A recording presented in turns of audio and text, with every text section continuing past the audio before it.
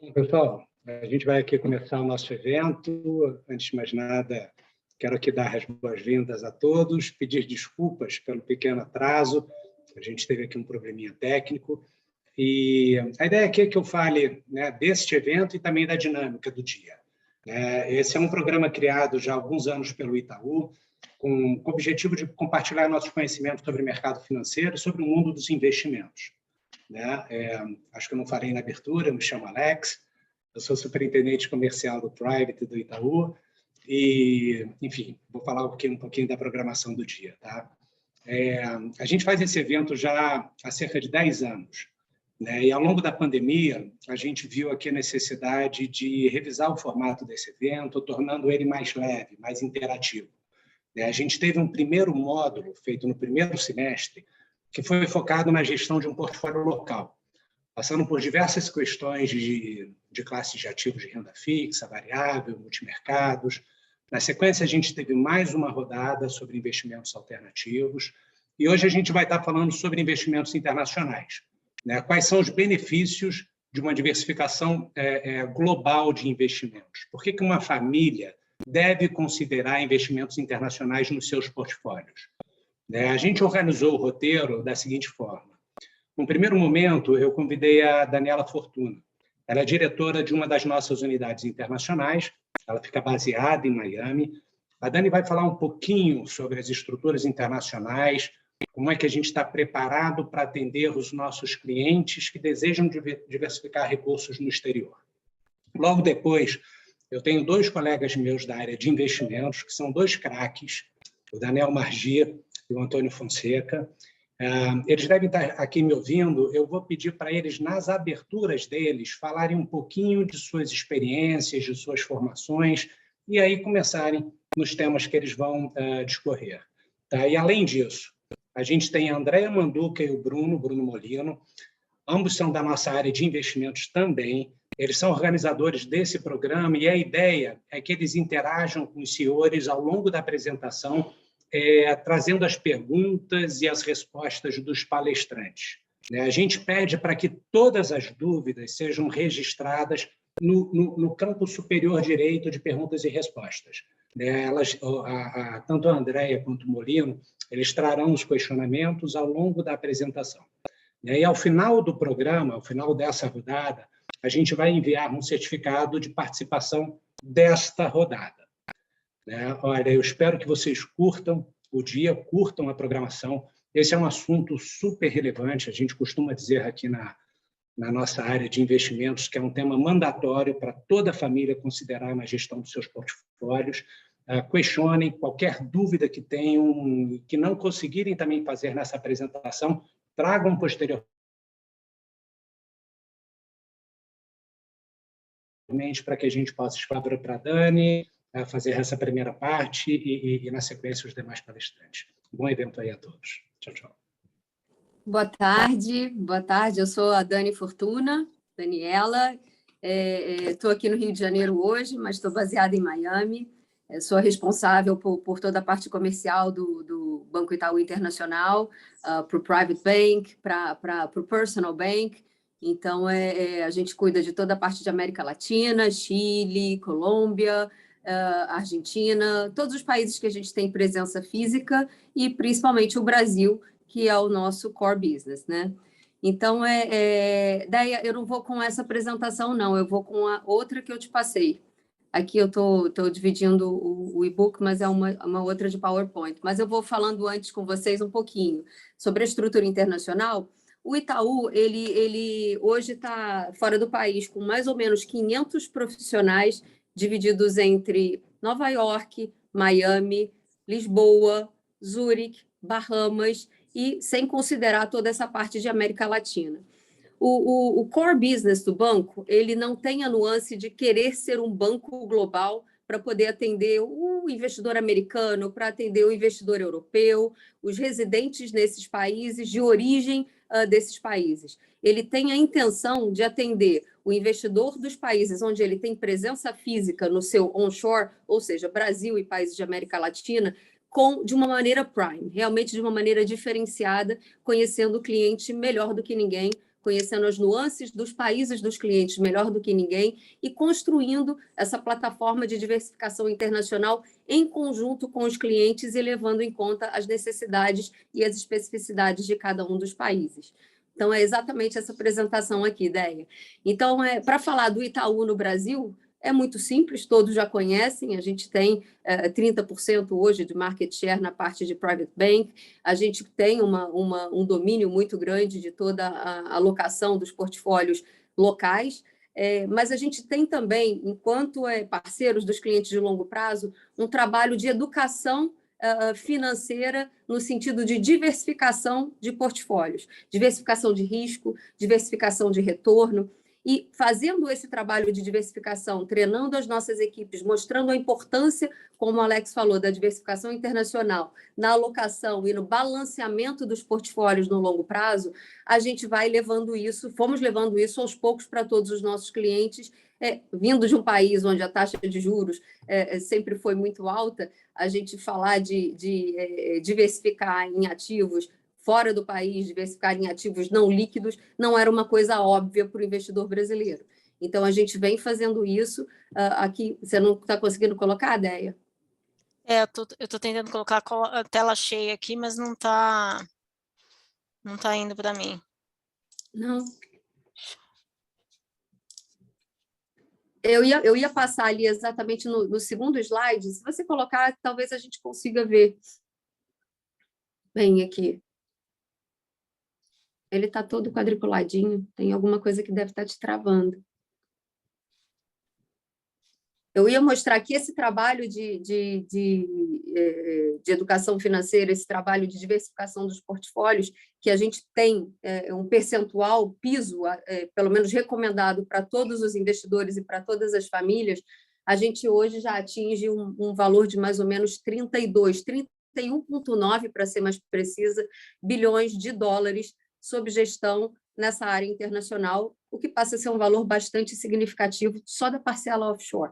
Se a gente considerar a parcela onshore com a parcela offshore, o Itaú Private Bank hoje disputa ali o primeiro lugar entre as alocações de investidores brasileiros, junto com os grandes players globais, que têm já histórico e já tem uma tradição de investimento internacional muito grande há muito tempo, que é o JP Morgan, que é o UBS, que é o Citibank e que é o Credit Suisse. Então, a gente tem a gente já está ali nesses níveis de diversificação internacional junto com esses players. Então, é um número bastante alto.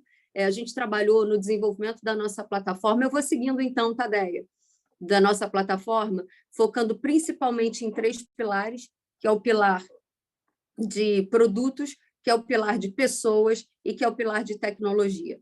Então, a primeira coisa, quando nós fomos desenvolver a nossa plataforma internacional, nós queríamos ter as melhores pessoas, não pessoas que conheçam o mercado brasileiro, mas que conheçam o mercado internacional. Então, os melhores profissionais, vindo de diversas casas lá fora, nós trouxemos para dentro de casa para fazer um exercício de desenvolvimento da plataforma de produtos, desenvolvimento da plataforma.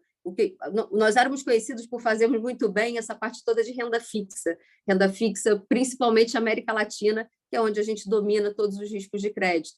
Mas a gente foi desenvolver também uma mesa de operações e de trading muito sofisticada, e hoje a gente tem essa mesa montada e muito bem montada. Nós trouxemos participantes do mercado, traders do mercado, vindo de diversas casas, e hoje a gente tem uma mesa onde a gente opera só em best execution. A gente não faz nenhum tipo de markup, ou seja, a gente não trabalha com uma mesa proprietária, nós sempre vamos a contraparte no mercado para executar pelo melhor preço para os nossos clientes, e isso a gente faz de maneira completamente transparente ao que cobramos aqui dentro do banco. A gente foi desenvolver uma plataforma de produtos alternativos, onde o Daniel Marge e o Antônio vão poder falar um pouco mais. Hoje nós representamos as principais casas de private equity, de venture capitals e de hedge funds do mercado. Nós distribuímos para os nossos clientes, não com os tickets grandes que eles costumam fazer para os clientes internacionais, mas com produtos que permitem que o cliente faça também uma diversificação nessas classes de ativos. Então, são veículos de investimento que fazem a diversificação por si só em vários tipos de fundos, em vários tipos de gestores com estratégias diferentes. Nós fomos buscar também uma mesa que pudesse fazer um acompanhamento quase que discricionário. Então, nós estamos lançando agora alguns produtos que eles já vão fazer dentro da sua caixa a diversificação e o trade e a troca dos ativos de renda fixa, dos ativos de ações, dentro deles, para os clientes que quiserem delegar ao banco essa administração. Então, a plataforma de produtos, nós passamos a ter uma plataforma bastante elaborada. Indo para pessoas também, nós trouxemos as melhores pessoas, ou seja, já tínhamos pessoas e produtos. Aqui, esse número que eu estava querendo dividir com vocês. Então, a gente vê aqui, olha, o JP Morgan, com uma participação bastante grande aqui, considerando a alocação local e internacional. O JP hoje, sob gestão, esses números são estimados, a gente não tem os números fechados definitivos, mas aqui o balanço do primeiro semestre de mais ou menos 145 bilhões de dólares sobre gestão. O Itaú, isso é 8,2% do mercado. Itaú, aqui a gente já olha com 132 bilhões, e o UBS com 128, Credit Suisse com 104 e Citi com 93. Mas olha a nuance que a gente tem aqui no Itaú. Hoje a gente ainda tem um investimento onshore muito maior do que o investimento offshore. Então, essa é a base que nós estamos trabalhando hoje de diversificação dos portfólios, via veículos locais ou via veículos internacionais, para, de fato, trazer uma pulverização e talvez uma melhor relação risco-retorno para todas essas carteiras. Então, de fato, a gente atingiu, e o Private Bank do Itaú atingiu um número realmente muito grande na gestão do patrimônio. Acho que a gente pode seguir aqui a ideia que eu já tinha falado bem. Aqui, onde nós temos os nossos escritórios hoje, então, os nossos booking centers para abertura de conta, eles ficam em Miami e Zurique. Miami, nós estamos com 170 funcionários hoje, e é um banco americano, sob a regulação do Fed. Então, é um banco realmente americano, não tem vínculo nenhum com o banco brasileiro, que não os sócios são os mesmos. Mesma coisa para o Banco Suíço, o Itaú Suíça tem 105 funcionários lá hoje, também sob regulação da Suíça e completamente desligado do banco no Brasil.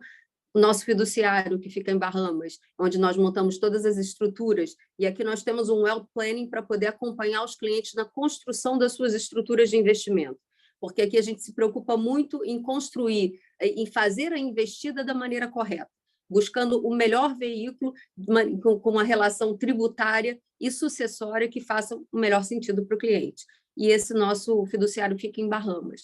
E agora a gente também tem toda a nossa parte de operacional com o Hub em Lisboa e também um Private Bank em Lisboa, que nós estamos começamos a desenvolver em janeiro de 2020, não foi o melhor período para começar, pegamos a pandemia logo em seguida, e agora nós vamos para esse plano de expansão. Já ganhamos por 7 anos consecutivos o melhor Private Bank da América Latina, e isso não só pelo trabalho no Brasil, mas por esse trabalho em conjunto de Brasil e internacional, e acho que essa awareness, esse conhecimento e esse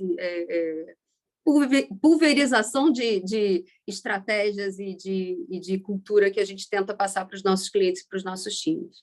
Então, isso aqui é um prêmio de todos nós, não só do banco, mas dos clientes também. Acho que a gente pode, como eu estava falando aqui nos portfólios, e o Antônio e o Daniel vão aprofundar mais, nós sempre temos uma recomendação piso para a parcela internacional. E é por conta dessa recomendação que nós resolvemos, indo de frente para trás até, nós desenvolvemos toda a plataforma internacional por este motivo, porque a gente acredita que faz sentido para todas as famílias, para todos os investidores, fazer essa diversificação internacional. Em todos os nossos portfólios tem um motivo, obviamente, por que nós fazemos isso. A relação risco-retorno é muito melhor, as oportunidades são muito maiores, e quanto mais conhecimento de mercado internacional o investidor tem, mais confortável ele se sente para fazer essas investidas e até para aumentar esse percentual que ele tem lá fora. Então, aqui é importante que todos os clientes saibam que é call do banco que haja essa diversificação internacional em todos os portfólios. Mas eu vou deixar que eles se aprofundem um pouco mais, porque eles são os experts nisso aqui. Aqui só para mostrar que, de fato, o que a gente fala faz todo sentido. Em cada um daqueles perfis, nós podemos ver aqui, na bolinha azul, é a alocação internacional, a rentabilidade em dólares, onde ela tem uma volatilidade maior e um retorno maior em todos os perfis. A gente olha, a bolinha laranja, ela é a rentabilidade do local. Então, a gente pega também aqui uma volatilidade menor do que a internacional, obviamente, porque não tem o fator câmbio aqui, mas ainda assim com um retorno bastante bom. E quando a gente olha a bolinha preta, ela é a relação dos dois portfólios juntos. O que a gente observa? Ele tem um risco menor e tem uma rentabilidade maior do que somente a do portfólio local. Então, de fato, faz todo sentido a gente fazer essa diversificação e fazer esse composto entre local e internacional em todos os portfólios. Mas eu vou deixar que eles explorem isso aqui mais, Déia. Obrigada, Dani. Acho que a gente pode começar. Na verdade, essa parte a gente vai explorar bem também. E Déia, esse ponto aqui, eu posso só passar esse último pontinho, que é super importante? Uma última coisa, bem rápida, para não tomar o tempo de vocês. Aqui eu só queria dividir com vocês, de 2009 para cá, e eu cheguei no banco lá em Miami em 2018 para fazer essa operação de 18 para cá, e a gente vê uma mudança no perfil do nosso investidor. Aqui era para mostrar que lá atrás, hoje nós temos 32 bi sob gestão, como eu disse, mas nós cuidávamos de contas pequenininhas lá atrás. E ao longo do tempo nós vimos que essas contas elas foram sofisticando.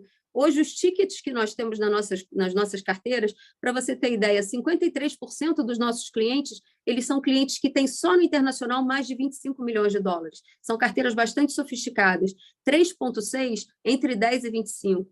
2,3% entre 5 e 10. Ou seja, nós estamos sofisticando cada vez mais a nossa oferta, o investidor está entendendo que a oferta é adequada, é competitiva, nós estamos construindo isso junto com os investidores e junto com os nossos times, obviamente, mas isso vem sendo reconhecido não só pelos nossos clientes aqui, mas pelo mercado como um todo, como sendo uma plataforma, de fato, bastante premium, tá, Déia? Perfeito, Dani. Isso aqui, parabéns para todos nós aqui. Obrigada, Dani. Aqui, em respeito ao horário, eu vou passar, então, a apresentação aqui para o Antônio e para o Daniel, para a gente explorar mais a parte desse conceito de diversificação internacional e a gente entrar no detalhe das classes de ativos no internacional, para que vocês conheçam a teoria que está por trás desse tipo de diversificação. Bom, gente, boa tarde para todos. Meu nome é Antônio.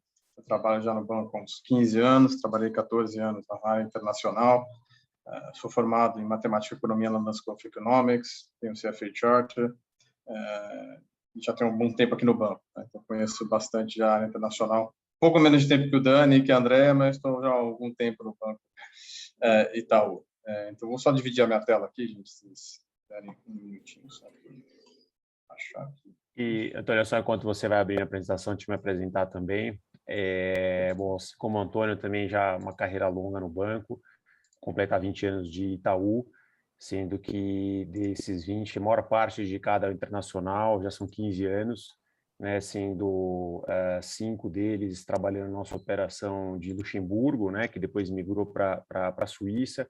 Passei mais 3 anos lá na Suíça, né, e sempre nessa época trabalhei em tesouraria, mesa de operações, e depois retornei aqui para o Brasil, né, final de 2013, mas continuei atuando na parte internacional aqui junto aos clientes, né, para fazer a gestão dos portfólios. Né?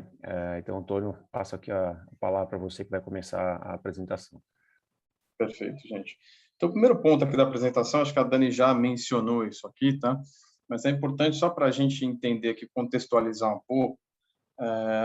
Uma pergunta que a gente sempre tem dos clientes, que acontece toda vez que a gente menciona investimentos internacionais, é exatamente como faz sentido investir no mercado internacional?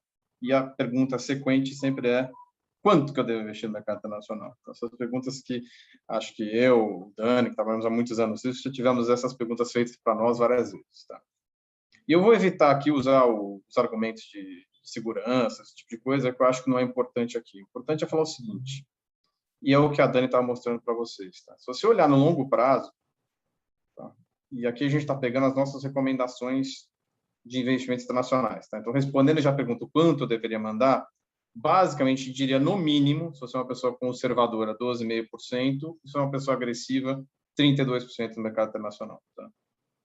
E usando essas alocações, vou pegar o perfil 3 aqui, que é o moderado, que é o do meio, se você tiver 25% no internacional e 75% no local, o que a gente fez aqui embaixo? Tá? A gente comparou uma carteira 100% local, com uma carteira com essa composição de 75-25 aqui, para ver como é que seria o risco e o retorno dessas carteiras desde 2009, que é quando a gente começou a registrar o portfólio das carteiras de forma auditável. Tá? Ou seja, pegamos a vida inteira das nossas carteiras registradas e fizemos aqui, vamos ver como é que é o risco e o retorno dessas carteiras. Tá? E você pode observar que, ao colocar 25% aqui no perfil 3 de investimentos internacionais na carteira, você tem um risco menor e, nos últimos anos, um retorno maior. Tá? Ou seja, faz sentido, em termos de risco e retorno, ter investimentos internacionais, tá? Ter uma carteira global. E aí não importa o método que você usa, se é fazendo investimento através de uma empresa internacional, se é fazendo investimento através de instrumentos locais que façam investimento internacional. Mas o interessante é isso, ao diversificar o portfólio, você tem uma performance melhor e um risco menor. Tá? Então, faz sentido investir no mercado internacional. E o quanto faz sentido é isso aqui que a gente colocou, tá? Essa é uma recomendação, como a Dani mencionou, como a gente menciona, piso aqui nossa, tá? De 12,5% a 32%. É maior quanto mais agressivo for o seu perfil, o seu mandato, porque mandatos mais agressivos tem mais investimento em renda variável, por exemplo, em hedge funds, e fora do Brasil você tem muito mais oportunidades de investimento em renda variável e em hedge funds que no Brasil. Um perfil mais agressivo, teoricamente tem mais espaço para investimentos internacionais. E sempre lembrando que isso aqui é uma otimização, tá, em reais. Tá? Aqui a gente está falando de uma otimização, esse risco, esse retorno aqui, acho que é importante eu mencionar isso, são todos em reais. Tá? Então, por isso que é importante, por isso que o portfólio internacional acaba tendo um pouco mais de volatilidade, por isso que um perfil conservador tem menos alocação que o perfil agressivo. Tá? Então, é importante sempre lembrá-los disso. Tá? Então, aqui no perfil conservador, tem menos alocação, porque como você tem mais renda fixa, mais caixa aqui, o caixa internacional tem a volatilidade do câmbio, portanto, faz menos sentido também ter muito mais investimento internacional se você for uma pessoa muito conservadora. Tá? Tendo dito isso, então, vale a pena investir no internacional. Tá? Agora, eu vou falar o que é o investimento internacional. Não é um ativo só, são várias coisas no mercado internacional. Então, para a gente falar do que é composto o mercado internacional, ele é basicamente composto das mesmas classes de ativo que a gente tem no Brasil. Tá? Então, renda fixa, renda variável, são hedge funds, são investimentos alternativos. Mas em todas essas classes de ativo, você tem, primeiro, muito mais profundidade nos mercados. O que eu quero dizer com isso? Tem muito mais liquidez, tá? Tem muito mais dinheiro circulando nesses mercados. E você tem também, por exemplo, moedas. No Brasil, você tem um câmbio, né, que é real-dólar, basicamente, que a gente fala em investimentos. Fora do Brasil, você tem todos os câmbios: real, dólar, ien, euro, libra esterlina, o que você quiser.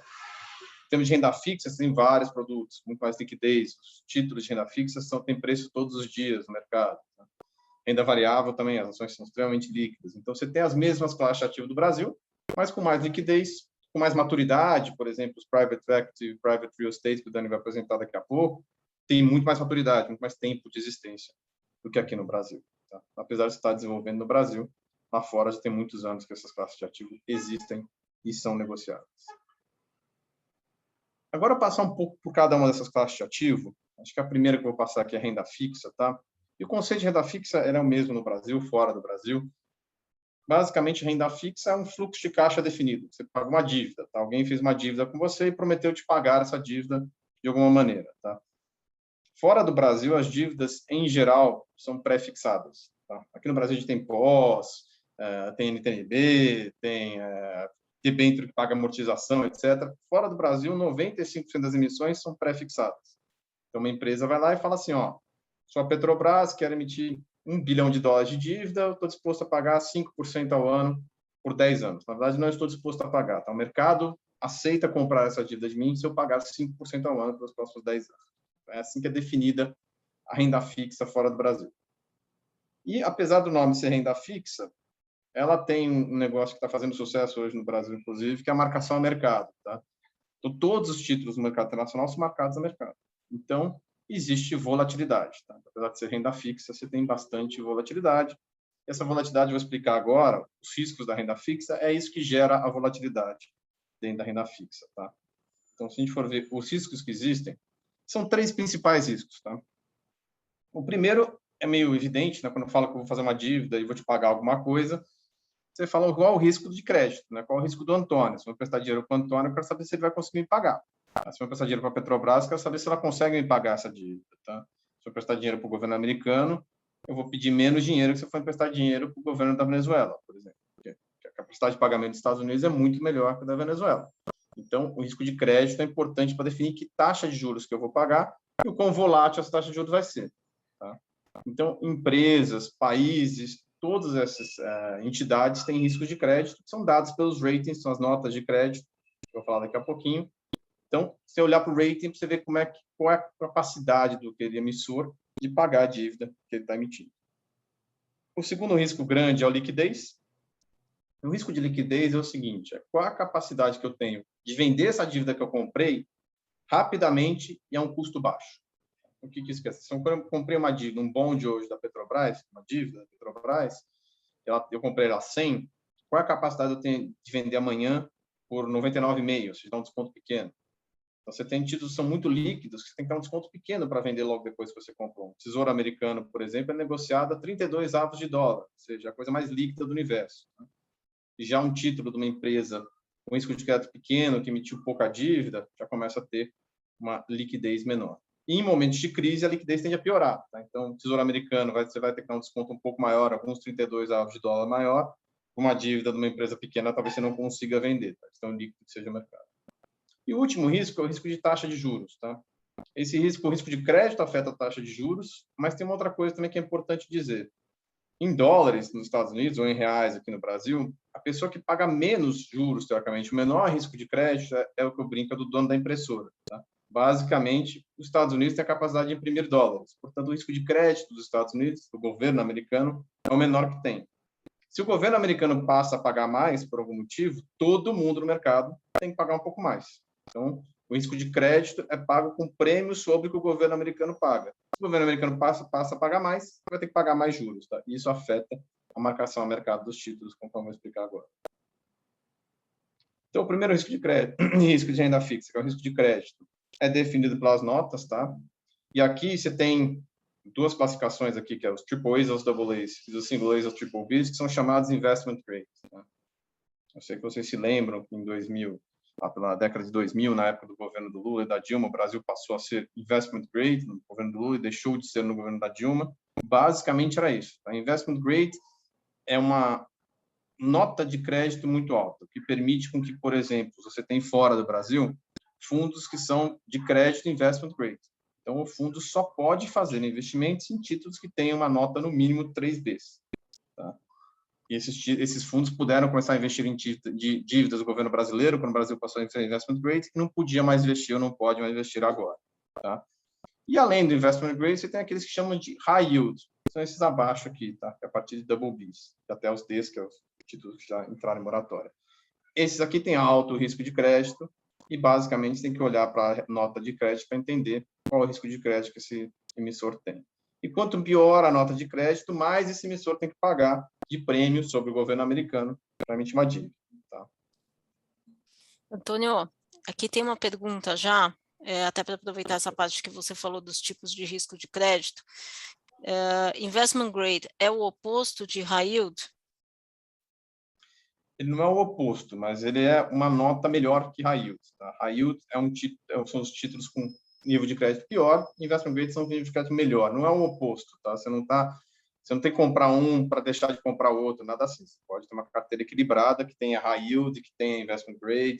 Você pode ter uma carteira só de investment grade, você pode ter uma carteira só de high yield. Não existe o oposto aqui, mas, de certa forma, é importante dizer que se você quer ganhar mais dinheiro com a renda fixa, às vezes tem que correr mais de crédito e às vezes você compra high yield. Tá? Mas só lembra que high yield paga mais, o nome é high yield, mas o nome antigo de high yield era os junk bonds, tá? Ou seja, se você está recebendo mais, você está correndo mais risco. Tá? Se tiver um problema de mercado, você pode ter algumas moratórias na sua carteira de high yield. Tá? Então, aqui, agora, falar um pouquinho desse risco de juros, tá? Que é importante mencionar. O que é o risco de juros? É uma palavra que a gente gosta de usar, tá? Quando a gente está falando de economia. Nossa, fala chamar de duration. Tá? Sempre você fala com uma lista de investimento de crédito, eles vão falar de duration. Tá? O que é duration? Duration é o prazo médio, tá? A tradução para o português. O que quer dizer isso? Isso aqui é uma medida de sensibilidade do preço para a taxa de juros. Tá? Porque eu falei que o título é marcado a mercado. Tá? O que quer dizer ser marcado a mercado? Quer dizer o seguinte, se eu Antônio, aqui emiti uma dívida para vocês, vocês aceitaram receber 5% ao ano por 10 anos. Se amanhã eu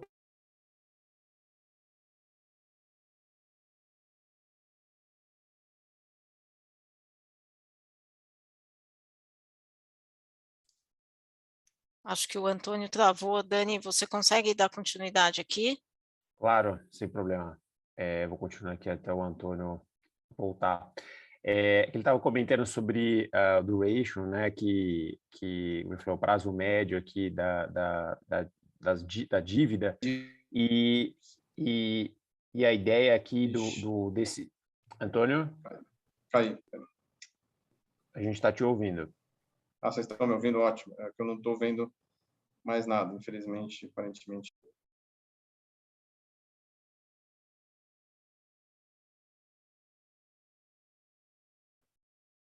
Acho que agora nós perdemos o Antônio. Peço desculpas aqui pelos problemas técnicos, pessoal. Eu vou colocar aqui a apresentação, mas enquanto isso já explicando aquele slide. A ideia daquele gráfico, até o Antônio colocou ali uma fotografia que era com uma corda, né? Que basicamente, quanto maior o prazo, né, de um papel, né, quanto mais longo essa dívida, e aí a ideia ali da corda, né, ela mais vai oscilar quando a gente tem variação de juros. Antônio, já está de volta? Quer continuar aqui? Estou de volta aqui, desculpa, gente. Peço perdão, minha internet resolveu aprontar. Às vezes, teste de estresse. Estava seguindo naquele slide de duration, que a gente está falando da sensibilidade, né, da dívida, aí, quanto mais longo o prazo. Vocês estão vendo a apresentação? Aqui, ó, voltei para ela aqui.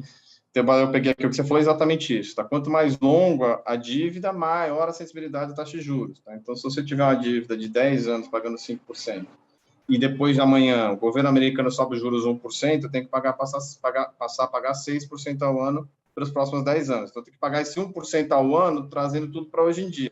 Então, você teria que dar um desconto de mais ou menos 10% no papel. Se for um papel mais curto, de 5 anos, você pode dar um desconto de 5%. Tá? Então, é assim que afeta.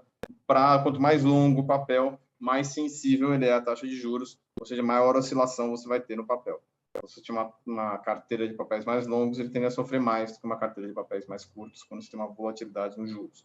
O Brasil está passando por volatilidade de juros agora. A renda fixa aqui trabalha do mesmo jeito de lá fora. Você tinha um título pré-fixado aqui, você comprou ele a 6% no começo do ano, hoje está pagando 12%. Se for um título de 10 anos, você estaria sofrendo uma marcação ao mercado bastante forte. Tá? Isso aqui, só para repetir aqui, que eu acho que isso é um conceito super importante, né? A gente se voltar ali. Então, se o papel tem um duration de 5 anos, né? Que aparece ali no texto, e tiver uma oscilação de 1% nos juros, né? 1% vezes 5, então a marcação, né? O PU dele, que a gente fala, o preço dele vai ter uma queda de 5%, né? Perfeito. E isso vai ter o efeito que a gente está mostrando aqui, tá? Que a gente está falando assim, o que é essa linha laranja aqui? Essa linha laranja é o famoso marcação na curva aqui no Brasil. Então, ou seja, você comprou um título que paga 7% ao ano, se você carregar ele aqui, você tem 6 anos no caso aqui, se você carregar até o vencimento, ele vai te pagar 7% ao ano sem problemas. O problema é que o mercado tem variações. Então, se em algum momento a gente começar a pagar 8%, você tem essa queda no preço aqui. Então, vocês veem esse primeiro ponto cinza. O que é esse primeiro ponto cinza? Você teve uma marcação negativa aqui, então no seu extrato aparece negativo, mas se você carregar até o vencimento, você vai receber, no caso aqui, 8% ao ano ao invés de 7% ao ano, foi o que você comprou lá atrás. Você vai ter menos dinheiro rendendo mais até o vencimento que você tinha originalmente. Tá? Então, esse é o conceito da marcação ao mercado. Se você não desconfia ou não sente que o risco de crédito aumentou muito, que você tem medo que o gestor não vá, que o emissor não vá pagar, você pode ficar no papel que vai te pagar mais até o vencimento. Tá? É importante lembrá-los disso. E a renda fixa internacional também tem outros tipos, tá? Não tem só o pré-fixado, eu falei 95% é pré-fixado, mas você tem outros tipos de renda fixa, tá? O primeiro aqui é a renda fixa flutuante, que no Brasil a gente tem o que chama de pós-fixado, tá? O pós-fixado no Brasil seria um título flutuante com 1 dia de prazo de flutuação, tá? O reset na taxa. Em geral, no mercado internacional, os títulos flutuantes têm 3 meses, 6 meses. Então, como é que funciona? Eu te pago o LIBOR, que é o CDI americano, mais 30 basis points ao ano. Então, nos primeiros 3 meses do ano, eu vou te pagar, se a LIBOR tivesse em 0,25, que é o que está hoje, eu vou te pagar 55 basis points ao ano no primeiro trimestre. No final desse primeiro trimestre, eu ia ver como é que estava a LIBOR, vamos dizer que ia ter subido para 0,50, você vai começar a receber 0,80% ao ano naqueles próximos 3 meses, e assim por diante. Então, de 3 meses, você reseta a taxa. Então, esses títulos tendem a ter prazos médios mais curtos, o duration mais curto, do que um papel pré-fixado longo. Tá? TIPS é igual a NTNB aqui no Brasil, paga o CPI, que é a inflação americana, mais um prêmio de crédito. Prêmio esse hoje em dia que está negativo, tá? Então hoje em dia você compra uma TIPS de 10 anos que recebe ou inflação ou até um pouco menos que a inflação. Tá? Zero Coupon Bonds é um bond que não paga cupom. Basicamente fala o seguinte, eu pago 25% ao ano para você, eu te emito ele a 100, eu recompro ele em 5 anos a 125, tá? Mais ou menos. Então, esse é o conceito do Zero Coupon Bonds. Não te paga nada intermediário, te paga no final todo o ganho. Com a amortização, vai pagando parte do principal ao longo do tempo. Cupom Step Up é a mudança de cupom, tá? Se o cupom está aumentando ao longo do tempo ou diminuindo, que é o Step Down. E o último é o Contingent Convertible Bonds. Isso aqui fez sucesso no passado não tão distante. Basicamente, são bonds que, se uma condição não for atingida pelo emissor, ele passa a ser convertido em ações, ou, no pior caso, ele possa ser sumido, tá? da dívida da empresa. Isso aqui, teoricamente, ele é um bond que ele é a última coisa a ser paga de uma empresa, em termos de prioridade. Se a empresa quebrar, em termos de prioridade, isso aqui é a última coisa. Ou virar o acionista, que é o último, ou até, às vezes, ele fica pior que o acionista. Tá? Mas esses títulos pagam mais de uma mesma empresa um título que não seja curto. Tá? Então, essa basicamente foi a renda fixa, tá? Então, os riscos de renda fixa, quais são os tipos de renda fixa que existem. E agora a gente vai falar um pouco de ações aqui, tá? E eu mencionei para vocês que ações fora do Brasil têm muito mais oportunidade que aqui no Brasil. E esse mapa aqui, basicamente, faz esse resumo para a gente, tá? Esse mapa não está exatamente atualizado, mas ele tem uns 2, 3 anos, mas ele mostra bem isso aqui. Então, esse aqui é o mapa mundi, como se todos os países fossem do tamanho da capitalização de mercado, do mercado de ações deles, tá? E você vê aqui, por exemplo, os Estados Unidos é mais ou menos 50% do mercado, tá? O Reino Unido é o terceiro lugar atrás do Japão. E é engraçado, porque a Suíça é um país enorme, tá? Maior que a Alemanha em termos de capitalização de mercado. Ou seja, existem mercados enormes fora do Brasil e o Brasil é essa ilhazinha aqui. Ou seja, para quem quer investir em renda variável, faz muito sentido investir fora do Brasil. Tá? Você tem muito mais oportunidade, muito mais empresa, muito mais liquidez. Tá? Então, é interessante ter a carteira internacional também exatamente para isso, para te dar a oportunidade de investir em empresas do mundo inteiro. Tem muito mais liquidez que as nossas empresas aqui. Tá? E quando você está investindo fora do Brasil, existem 2 fatores muito importantes para quando você está fazendo investimento em ações. Tá? O primeiro é porte da empresa. Então, quando você comprar um fundo internacional de ações, em geral ele tem o nome Large Cap, ou Small Cap, ou Mid Cap. O que é isso? Tá? É o tamanho das empresas que fazem parte desse fundo. Tá? Um fundo de empresas pequenas, Small Cap, ele tem um risco maior, porque as empresas são menores, não tem tanto porte, mas uma empresa pequena, ela pode virar grande, ou seja, pode crescer 20, 30 vezes o tamanho dela, até que ela vira uma empresa enorme nos Estados Unidos. Tá? Uma empresa grande já, a Apple, é difícil que ela vá crescer 20 vezes em um ano. Tá? Isso é possível numa empresa menor. Tá? Então, tem mais risco, mas tem mais retorno também das empresas pequenas. E crescimento e valor, basicamente, é o seguinte. Tá? Uma empresa de crescimento é por exemplo, a Tesla, tá? Uma empresa de automóveis inovadora, que está crescendo para burro. Então, o lucro da empresa cresce 50%, 30% ao ano. Tá? Então, esta empresa, se você quiser comprar ela hoje, a relação do preço dela sobre o lucro é enorme. Por quê? Porque o preço dela já reflete o fato de que o lucro vai aumentar. Você está falando do lucro de hoje. Então, você tem que pagar mais caro por ela do que uma empresa, por exemplo, que de valor, típica de valor, é uma empresa, por exemplo, de água nos Estados Unidos. Fornecedora de água. Uma empresa que fornece água é uma empresa sólida, paga bons dividendos, mas não vai ter um crescimento de lucro de 20%, 30% em um ano. Tá? Então, nessa empresa tem uma relação preço-lucro mais baixa, mas também vale investimento. Tá? Quando a economia está passando por uma época pior de crescimento, essa empresa às vezes tem mais valor do que a empresa de crescimento, e ao contrário, quando a economia está crescendo muito. Tá? Mas sempre que você olha para fora do Brasil, você vê, os fundos são growth value, o small, large cap, é sempre importante entender no que você está investindo e o risco que você está correndo. O crescimento, teoricamente, é mais volátil do que o valor. E, em termos de investimentos em ações, você pode investir de forma ativa, ou seja, você pode pegar um top 10 de ações, comprar 10 ações na sua carteira. Você pode pegar um fundo, que tem um time que analisa as empresas profundamente, depois faz uma carteira, e a ideia desses fundos ou da sua carteira é performar melhor do que o mercado como um todo, que o índice S&P 500 nos Estados Unidos, por exemplo.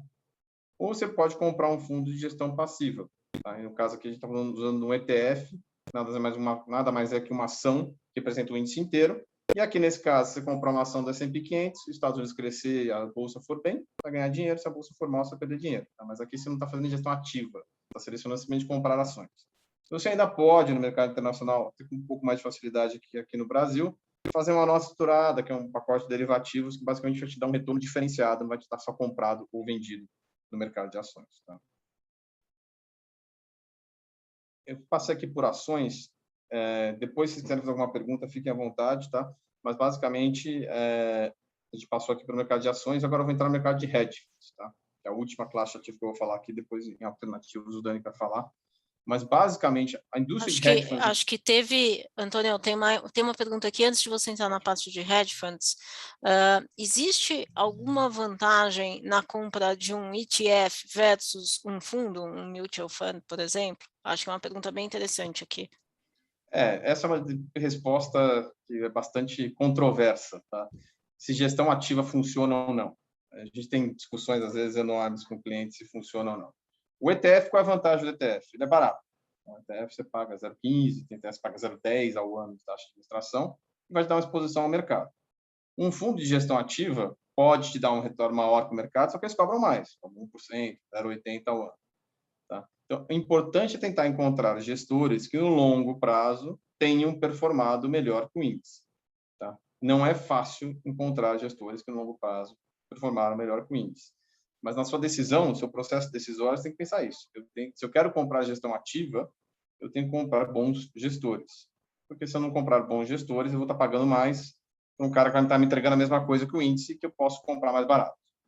Tá? Então, basicamente, essa decisão entre gestão ativa e passiva, ela não é trivial, mas é uma pergunta que a gente responde muito para os nossos clientes. A gente entende que os nossos gestores hoje, e o Dani vai mostrar isso mais para frente, performam melhor que o mercado no longo prazo. Tá? Mas é uma questão válida e tem muitos fundos por aí que não entregam mais que o mercado. Então, se eu pudesse complementar, a gente muitas vezes pensa em ETF só no mercado de ações, né? Que acho que é onde talvez eles sejam mais comum, principalmente aqui no Brasil. Mas lá fora tem mercados de renda fixa, ETFs de renda fixa também, que eu vou mostrar depois quando eu entrar na carteira.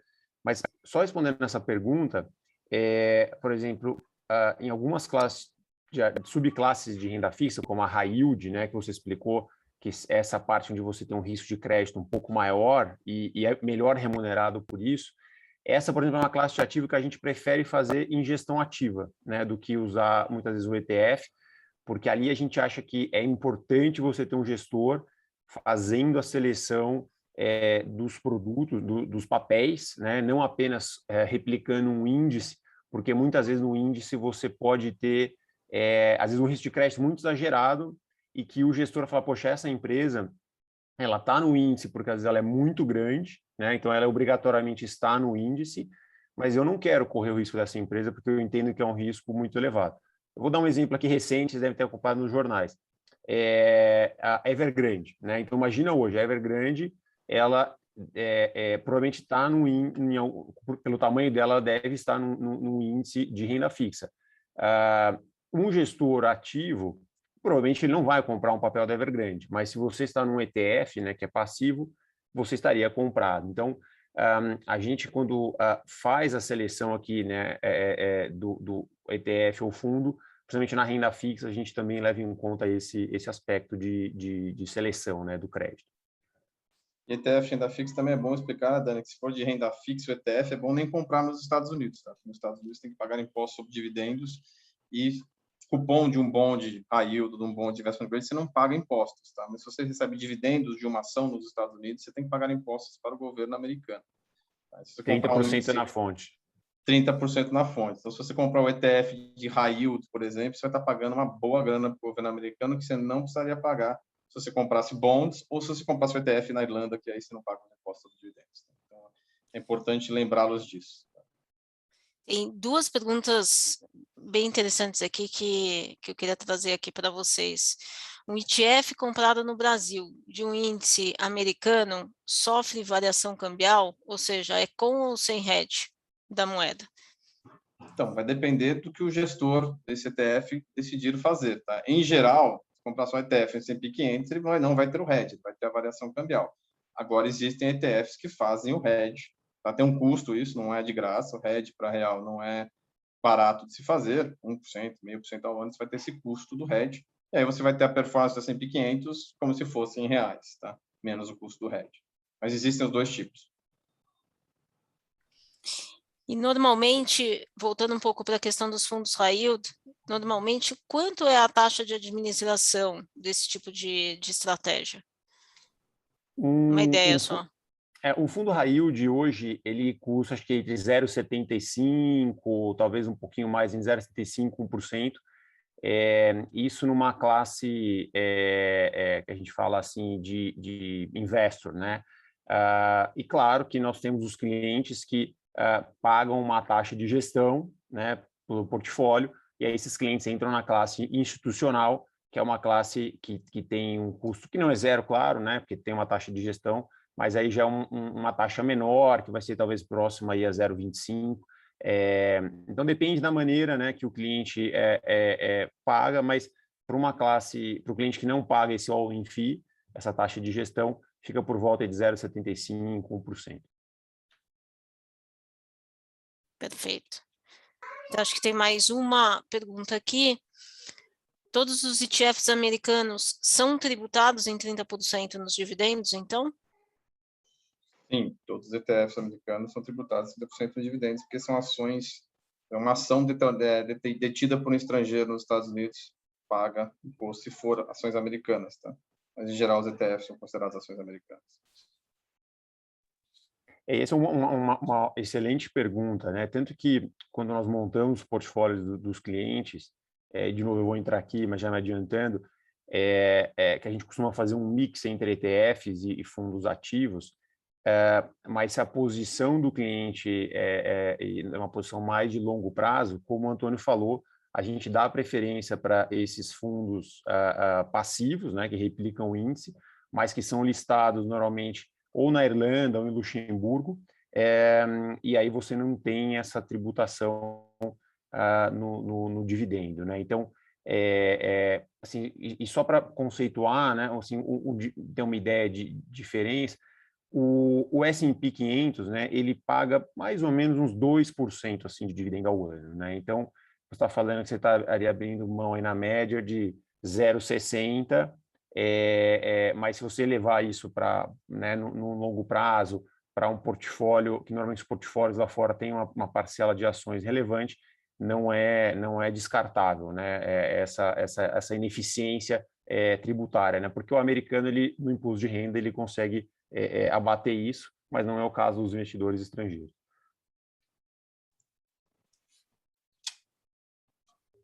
Perfeito. Mais uma pergunta, Dana? Não, acho que aqui a gente pode seguir para os hedge funds, Antônio, obrigada. Perfeito. E os hedge funds, para passar aqui, isso aqui é a indústria de hedge funds, tá? Eu aqui vou fazer um paralelo com a nossa indústria de multimercados aqui no Brasil, que são equivalentes aos hedge funds internacionais. Mas esse aqui é o tamanho da indústria de hedge funds, tá? Ela saiu de mais ou menos 500 bilhões de dólares há 21 anos atrás e hoje é uma indústria de 4 trilhões de dólares, tá? A indústria brasileira de multimercados, para dar uma ideia de tamanho, é mais ou menos 300 bilhões de dólares. Tá? Então, estamos falando aqui para a indústria americana de hedge funds mais de 10 vezes maior que a nossa indústria de fundos multimercado. Então, é uma indústria enorme, tá? Com muitos fundos e fundos muito grandes também, tá? E outra coisa interessante da indústria de hedge funds americana, internacional, além de ela ser enorme, é isso aqui, tá? São as estratégias que a gente tem fora do Brasil.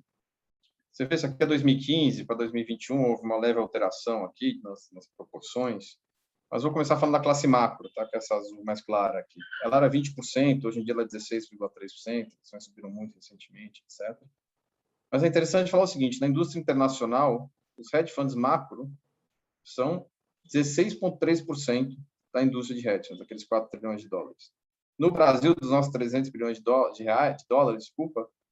são mais ou menos 90% dos gestores são macro. Tá? Gestores de relative value no Brasil a gente tem poucos, são aqueles long and short market neutral. Tal. Fora do Brasil você tem long and short market neutral, mas você tem fundos quantitativos que fazem aquelas arbitragens todas. Você tem aqui que eles chamam de event driven. Tá? O que é event driven? São fundos de evento, ou seja, são fundos que trabalham com, por exemplo, gestão de fusões e aquisições. Eles fazem arbitragem de fusões e aquisições. Uma empresa anuncia que vai comprar outra e compra uma e vende a outra. Se ele acha que uma empresa vai anunciar uma compra, ele vai e compra uma e vende a outra.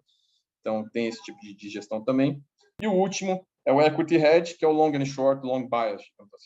Então, basicamente, você vê que fora do Brasil, as estratégias de hedge funds são bem mais variadas, trabalham com várias estratégias diferentes e são bem mais ligadas a ações também. Né? Você vê que aqui você tem, desses 100% aqui, uns 60%, 70% são estratégias ligadas a ações. Tá?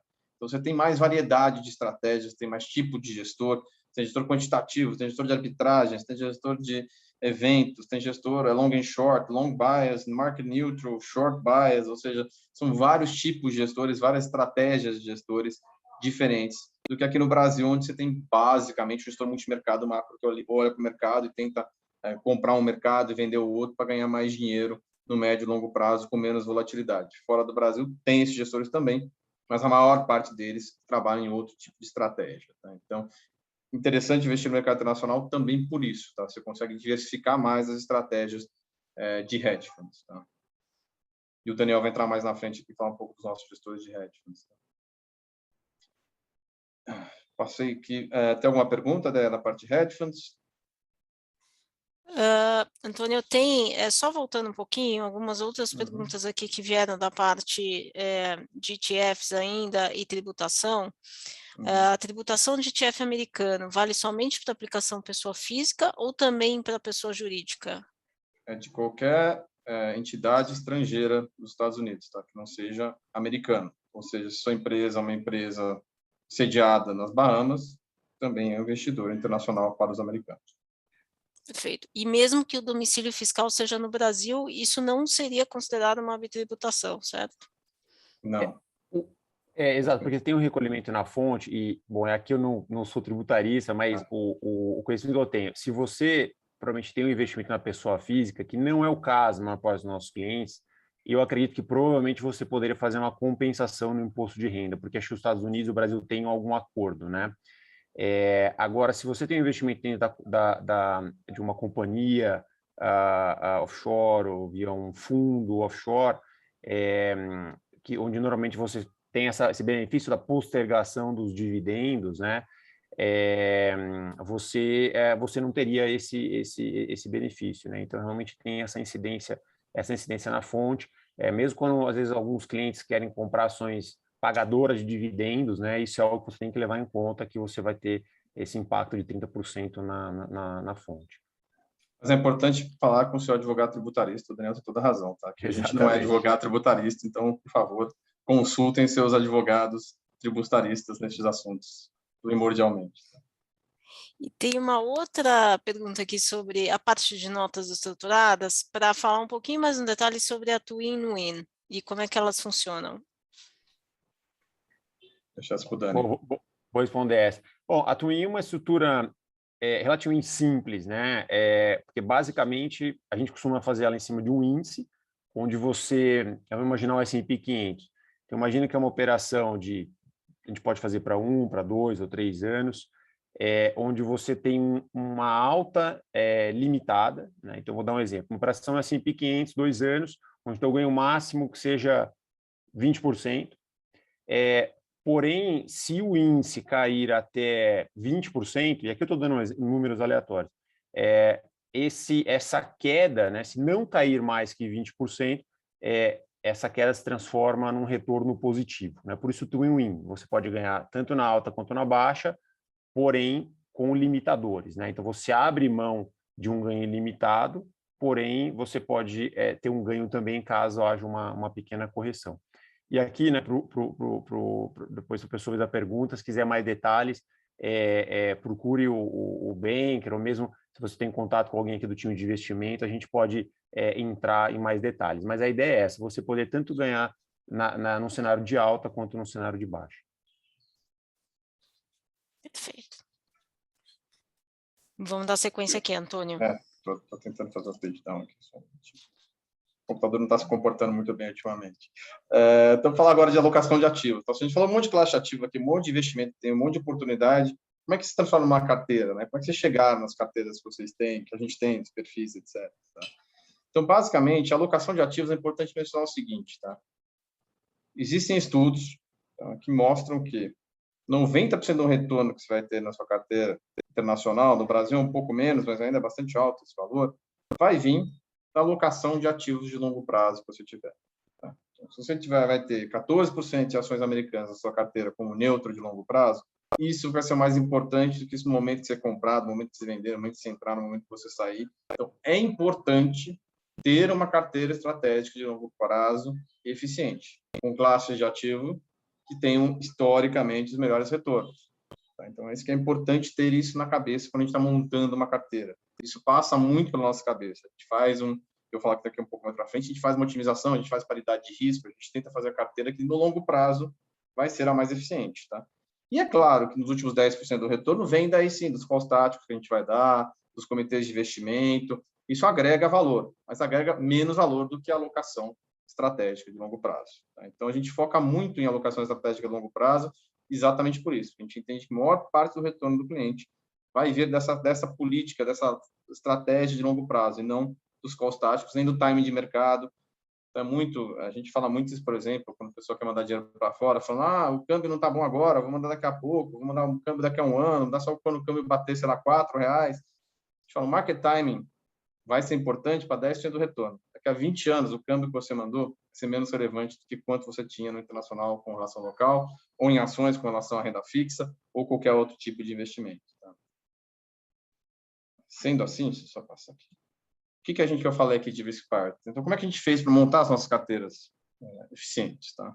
A gente basicamente fez uma alocação para melhorar a eficiência das carteiras, usando teoria de Markowitz, etc., para fazer as carteiras dentro de renda fixa e dentro de renda variável. Mas daí a gente fez uma paridade de risco. O que é isso? Tá? Se vocês olharem aqui embaixo, isso aqui são dos perfis locais, mas vale para o internacional também.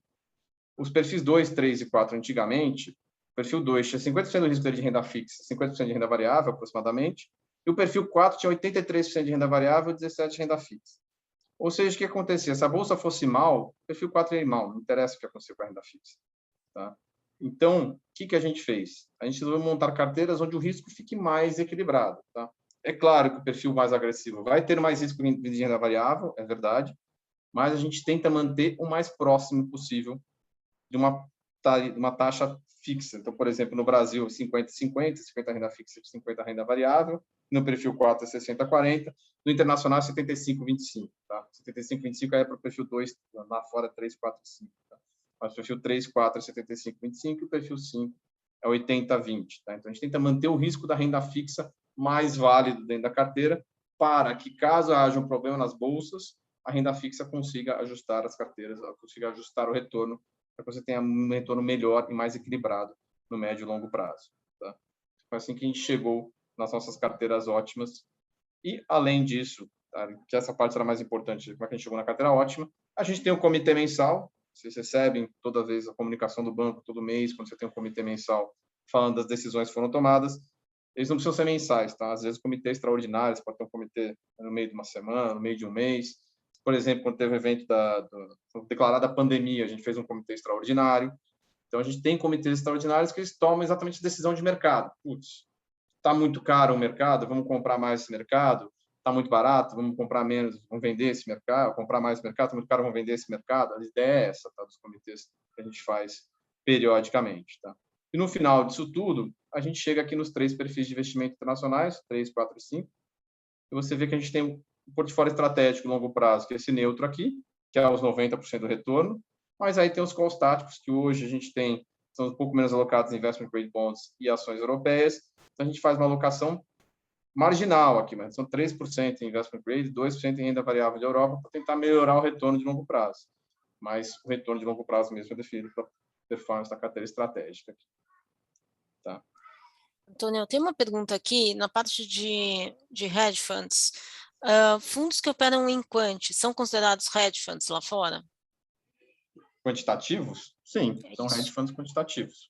Existem vários, tem o Renaissance, por exemplo, talvez seja o mais famoso dos fundos quantitativos que você tem, o Dani vai entrar mais para frente para falar disso, mas sim, são fundos... Que nós investimos, né? Os nossos clientes Inclusive. investem, exatamente. Inclusive. E o Renaissance, ultimamente, não está dando muito sucesso, não, mas ele é um fundo excelente, mas que nos últimos anos teve uma performance um pouco menos melhor, né? Digamos assim, se essa palavra Antônio, mas fazendo um parênteses sobre o Renaissance, foi interessante, né? Porque assim, o fundo ano passado não foi bem, porque foi um evento, talvez, pela primeira vez aconteceu um evento, né? E até explicando aqui, voltando, o que é um fundo quantitativo, né? O fundo quantitativo é um fundo basicamente usa modelos matemáticos, estatísticos, para fazer a alocação. Você não tem interferência humana normalmente, né? E esse é um fundo que eles brincam assim, se você tem experiência no mercado financeiro, você não pode trabalhar lá, porque eles só pegam pessoas, assim, gênios de matemática e áreas similares para desenvolver esses algoritmos. Então, quando teve a pandemia, provavelmente foi um evento que não existia nos modelos, e o fundo teve um ano ruim, né? Ele não capturou até a recuperação dos mercados. Mas esse ano ele tá indo muito bem e o fundo tem um histórico fantástico, mas a gente gosta de ter uma alocação nesses gestores que, né, voltando à questão da gestão ativa, que realmente tem uma prova de entregar bons resultados. E uma última pergunta aqui, mais relacionada à estratégia de hedge funds, depois para seguir aqui com a parte de vocês, explicar a diferença da estratégia de equity hedge e long bias. Na verdade, equity hedge aí é long bias, tá? Então, é só a mesma coisa, no caso. A diferença está falando provavelmente relative value, que está falando daí o long and short market neutral. Realmente ele vai... Vou dar um vídeo aqui só para voltar. Exato. Para vocês verem aqui. Está se comportando. Aqui, ó. Então, você tem equity hedge aqui, é o long and short long bias, tá? O que tem relative value, você pode ter os long and shorts, market neutral, que aí realmente é relative value. Tá? Mas, em geral, long bias é o equity hedge. Não sei se o Dani tem alguma observação a fazer. Eu acho que é isso. Talvez até lá fora, eu não sei se tem conceitualmente alguma diferença, mas se for é marginal, assim. Mas eu também, de uma maneira geral, eu classificaria como a mesma coisa, assim, o equity hedge ou long bias. Perfeito. E agora eu vou passar para o Dani para ele falar um pouco aí dos ativos que a gente investe no mercado internacional. Vamos lá. E aqui até já vou começar assim, pegando o gancho que o Antônio comentou, né, no último slide, sobre a gente tem esses comitês mensais, né, ou eventualmente extraordinários. E não sei se vocês lembram que ali a gente define as classes de ativos. Então, vamos aumentar ou diminuir a classe de renda fixa americana investment grade, ou vamos aumentar, diminuir ou manter neutro, né, sem mudança, ações americanas. E aí depois a gente tem uma outra decisão junto com o nosso time de fundos, né, que depois mostro, depois tem algum slide mostrar um pouquinho o time e o trabalho deles. E aí a decisão é qual o melhor veículo, né, para eu ter essa exposição em bolsa americana, por exemplo, né? Qual é melhor um ETF, é melhor um fundo, é melhor eu fazer uma estrutura, né? Então a gente tem um outro comitê na sequência, né, que a gente fala que é o comitê aqui de alocação para escolher qual o melhor veículo. Então aqui nessa parcela de renda fixa, a gente tem essa parte de caixa, né, que até vocês veem aqui que a gente está com um pouco mais de caixa nos portfólios, dado que esse ano está um ano super positivo para as carteiras lá fora, né, subindo até aí, eu diria, entre 5%, 7%, né, essa carteira renda fixa, ações, né, os clientes que têm investimentos alternativos estão, inclusive, com rentabilidades melhores, aí próximas a 10%. Então, por isso que a gente está com um pouquinho mais de caixa, dado que a gente colocou um pouco de ganho no bolso.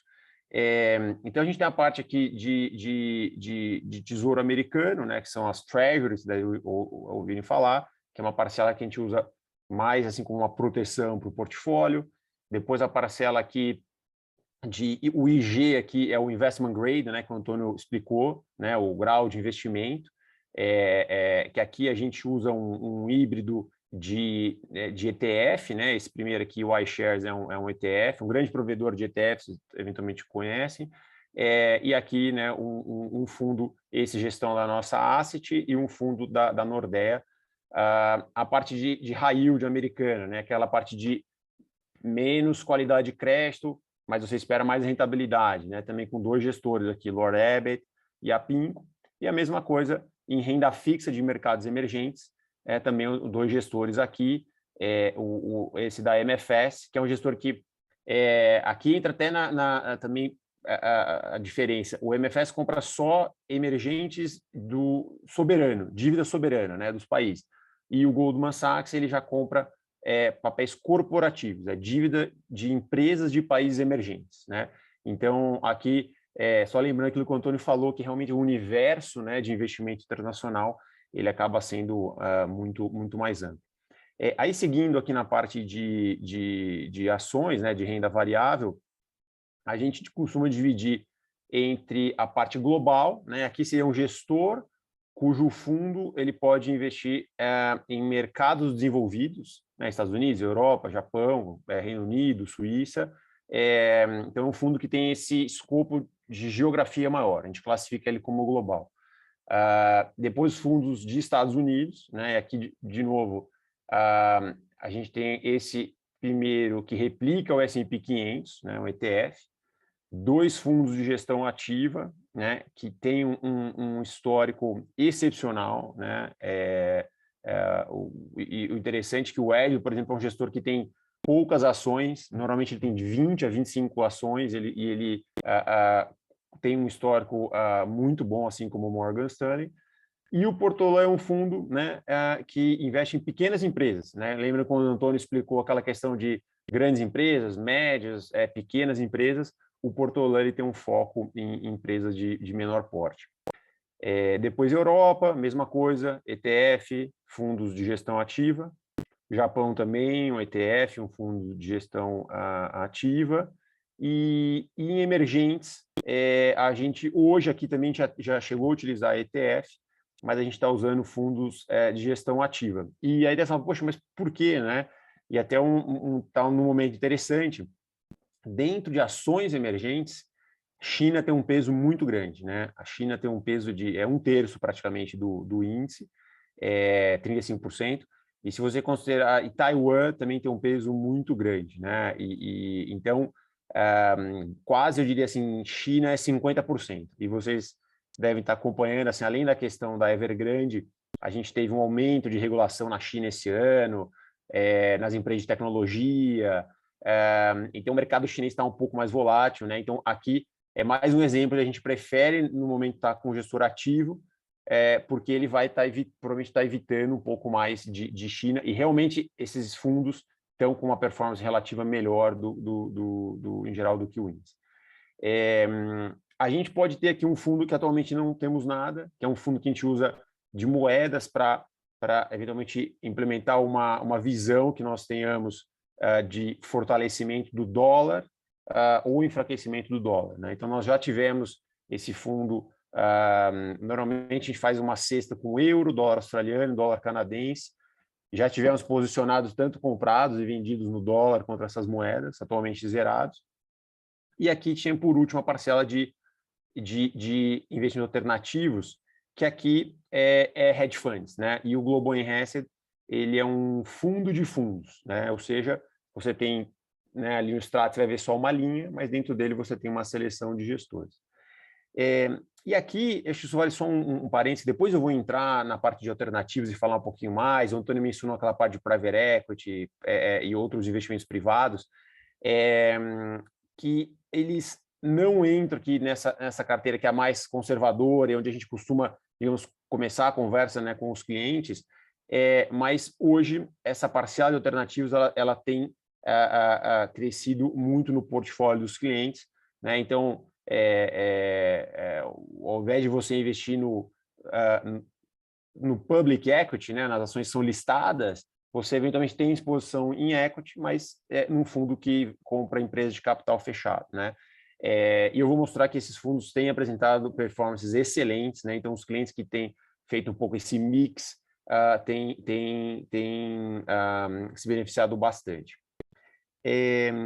Aqui, só para mostrar um pouquinho como é que está a rentabilidade histórica, tá? Esses números são números reais. A 2021, aqui, desculpa que esse número é até setembro, não está atualizado com outubro, que foi um mês bem forte dos mercados. Esses números aqui são 1,5% a mais do que está aqui. Mas só para mostrar que, na média, né, e aqui até a gente tem essa linha, exclui 2009, porque vocês lembram que em 2008 foi onde teve aquela crise grande no mercado financeiro, 2009 foi um ano de recuperação, então a gente quis aqui mostrar essa isenção, né, e realmente a gente só tem em 2009 quando a gente começou a ter isso auditado, então por isso que a gente pode mostrar. Mas você vê que as carteiras, na média, tem esse retorno por volta aqui de 5%, né? E lembrando que é de novo, esse composto renda fixa em ações, não entrando essa parcela dos alternativos, né? Principalmente da parte dos privados. E lembrando também que a inflação americana, né? A meta do Banco Central é por volta de 2%. Esse ano, no mundo inteiro, a gente está com um pouco mais de inflação, não é só no Brasil, mas com essa meta de 2%, a gente pode pensar aqui que a gente tem entregado um juro real para os clientes aqui de pelo menos aí uns 3%, ao ano, que é um resultado que deixa a gente bastante feliz aqui, com uma volatilidade relativamente baixa. Na próxima sessão, aqui a gente ainda está carregando, eu tinha comentado anteriormente, né, sobre o nosso time que faz aquela seleção dos produtos, né, quando a gente vai montar a alocação, quem faz a seleção. Então, esse é um time que nós internamente chamamos de Fund of Funds, mas esse é o time comandado pelo Pedro Barbosa, que tem uma experiência muito grande aí no mercado, né, com equipe tanto em Nova York quanto uma equipe aqui no Brasil, que vai fazer essa seleção dos produtos, né? E aí, quando a gente fala de seleção de produtos, não é só ver rentabilidade, né? Qual fundo está rendendo mais, né? Acho que aqui é importante, vocês sabem como o Itaú é exigente, criterioso, né? Quando a gente vai trazer qualquer produto, qualquer oferta assim para os clientes. Então, desde você ir lá conhecer o gestor, você fazer o due diligence que a gente fala. A gente tem uma empresa terceirizada que faz esse due diligence de uma parte mais operacional, você conhecer a estrutura do gestor, né? Se ele tem uma equipe de risco, se ele tem uma equipe de compliance. Então, realmente olhar esse histórico todo, não olhar só a rentabilidade, né? E aí, com isso, a gente tem assim, uma seleção aqui de fundos aprovados, que a gente fala, seja de os fundos lá fora, que a gente chama de mutual funds, mas basicamente são os fundos de renda fixa e ações, que são os fundos mais regulados assim que existe no mundo, fundos com liquidez, né, que se aplica e compra em 3 dias normalmente. Então esse trabalho assim de seleção é muito importante, mas ao mesmo tempo acho que também vale sempre lembrar, a plataforma é 100% aberta, né? E lá fora a gente eventualmente acontece, né, do cliente falar, poxa, eu tenho aqui um amigo de mercado financeiro, é gestor de um fundo, ou conheço esse gestor, quero aplicar. A gente tem claro, uma política, né, com alguns mínimos para investir, mas os clientes podem praticamente investir em qualquer fundo. Ele não vai ter o acompanhamento do banco, né, não vai ter, às vezes, informações sobre os gestores, mas a plataforma é 100% aberta, os clientes podem aplicar mesmo num fundo que não tenha, digamos, esse crivo nosso de seleção. E aqui nesse slide, né, no anterior, a gente tinha a parte que eu falei de renda fixa e ações, que a gente chama de fundos, os mutual funds, os fundos mútuos. Aqui na direita, a gente tem alguns nomes de hedge funds, né? E lembrando que, às vezes, os hedge funds, o nome assim, assusta um pouco, e até esse nome, né, hedge aqui no sentido de proteção, mas esses são fundos que você tem um mandato muito amplo. Os gestores podem fazer, claro que ele pode ter um mandato dele específico, né, de focar mais em long and short ou focar em macro, mas são gestores que tecnicamente podem fazer qualquer coisa lá dentro, e são similares aos multimercados aqui no Brasil. Então, quando vocês ouvem hedge fund, pense assim como os fundos multimercados aqui no Brasil. E o que eu comentei dos private markets, né, aqui é tudo que não é público, né? Então, ou seja, quando a gente ouve private equity, né? Private equity é justamente uma empresa de capital fechado, né? Ele compra ações de empresas de capital fechado, né? Diferente do fundo de ações tradicional, que ele compra a ação de uma empresa que é listada em bolsa.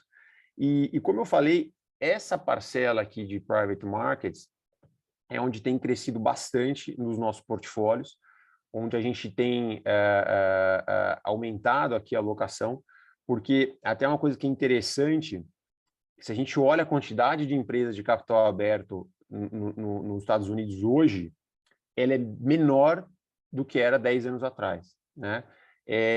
Ou seja, as empresas estão permanecendo mais tempo de capital, um capital fechado, né? Então, se você não tem no seu portfólio alguma exposição a esses gestores, a esses fundos, que são fundos onde você tem menos liquidez, né? O horizonte de retorno é maior, mas se você não tem essa exposição, você está investindo, o teu universo de compra é menor do que ele era no passado, né? Então, por isso que a gente entende não só pelo retorno que esses produtos oferecem, mas também porque você tem acesso a um mercado maior. Dani, tem uma pergunta aqui, aproveitando o tema de private markets. Conseguimos investir em fundos de venture capital pelo private do Itaú? Vocês recomendam algum? Sem dúvida, né? Eu vou até, acho até que, Antônio, a gente pode seguir.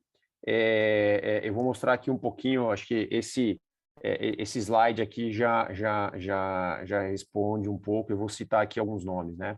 Esse aqui é o que nós trouxemos de fundos no passado. Eu já endereço a pergunta, né? Mas eu queria até dar um histórico aqui. Vocês veem que de 2018, principalmente, a gente começou a aumentar a oferta desses produtos.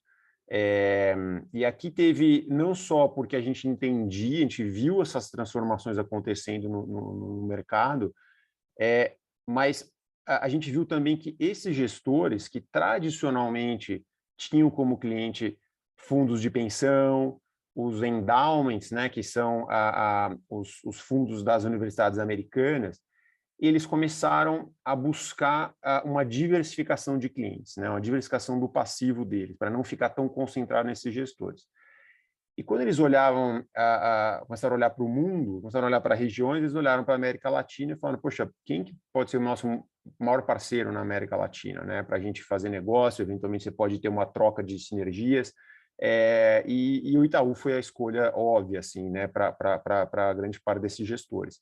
Então, a gente começou a ter um acesso a esses gestores aqui, que são de primeiríssima linha, diria assim, de uns 5 anos para cá, né? Então, aí entrando na parte de Venture Capital, eu vou falar aqui alguns, por exemplo, né, a gente tem alguns que fazem um híbrido, assim, Venture Capital, Private Equity, por exemplo, o Founders Fund, que é do Peter Thiel, né, que esse é um fundo de Venture Capital super famoso, talvez assim, dos melhores que tem no mercado. O Accel também é um fundo de Venture Capital. A gente tem aqui o Iconic, que é um...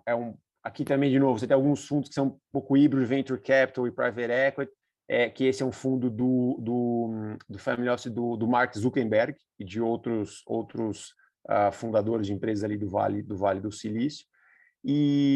Então, a gente sim tem acesso. Eu vou mostrar o pipeline, o que a gente tem para os próximos meses, o que a gente vai trazer.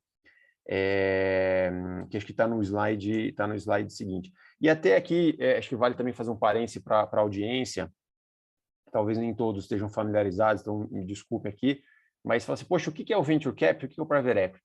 Basicamente, o Venture Capital, você está investindo em empresas no estágio inicial, né? Então, são empresas que ainda estão no estágio de bastante crescimento, né? E ao passo que o Private Equity já é uma empresa mais consolidada, né? A empresa, a maior parte das vezes, ela já dá lucro, já é uma empresa que está consolidada e ela está buscando eventualmente acelerar o crescimento dela, né? Quando ela busca assim um parceiro investidor. E do lado do gestor de um fundo de venture capital, normalmente, quando ele vai investir, imagina assim, ele tem lá $1 bilhão para investir.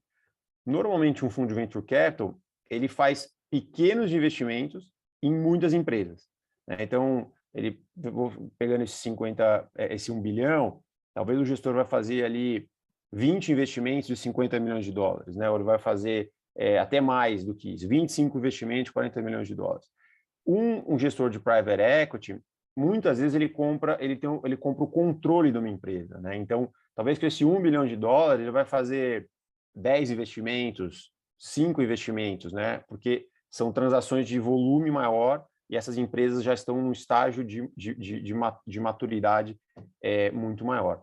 E aí vocês veem aqui no Venture Capital que a gente tem no pipeline, Andreessen, também uma casa muito conhecida, Two Sigma, Bond Capital, um novo fundo aqui do Founders Fund, né? O que tudo está em verde piscina, que são esses fundos de Venture Capital. Então, a gente continua com um pipeline bem robusto, né?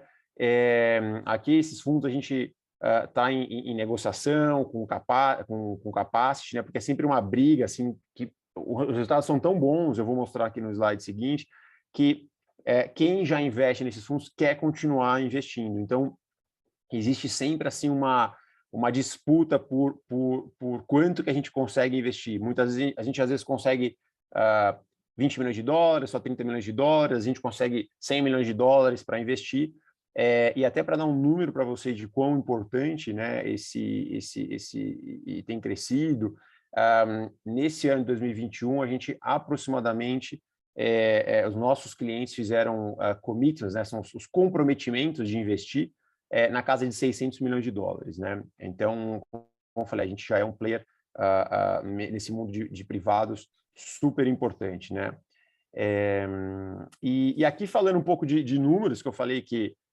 Dani, só um minutinho, com relação aos fundos de VC, mesmo a toda a oferta de private markets, tem uma dúvida aqui, o acesso se dá via um feeder local no Brasil ou através de alocação direta aí fora? Ótima pergunta. A maior parte dos fundos, o acesso é lá fora, né? Então, você precisa ter uma conta, seja pessoa física, uma companhia offshore, mas você precisa ter uma conta no banco em Miami ou na Suíça, né? Nós estamos atualmente com uma oferta que é uma exceção, né? Não é regra, é uma exceção de um fundo, talvez a audiência conheça, chamado Monax, que esse é um fundo dedicado ao mercado da América Latina, né? Então, hoje, os nossos clientes podem investir aqui no Brasil, né, via fundo exclusivo, e também podem investir lá fora através da sua conta internacional, né? Então, mas eu diria que essa é uma exceção, né? Esse pipeline que eu estou mostrando aqui é para investimentos lá fora, internacional. E nós tivemos uma outra exceção também, essa atual da Monax e uma segunda que nós tivemos nesse ano, desculpa, que foi que nós fizemos um investimento junto com a SPX, né, gestora brasileira, junto com um parceiro português deles, eles adquiriram um ativo imobiliário que estava em default em Portugal, no condomínio Quinta do Lago, que é um condomínio bastante exclusivo lá em Portugal, no Algarve. E a SPX buscou um parceiro para investir, né, nessa empreitada, e nossos clientes tiveram a opção de fazer tanto buscar no Brasil quanto fazer colocar isso na conta lá fora, mas é exceção, né? Esses investimentos aqui que eu estou trazendo, a ideia é mostrar lá fora, né? E no mercado local também tem um pipeline aqui, também tem ofertas que a gente tem aí em vista para trazer, normalmente focadas mais aqui no mercado brasileiro ou na América Latina. Então, aqui só para mostrar um pouquinho aqui, né? Eu tinha falado do Iconic, né?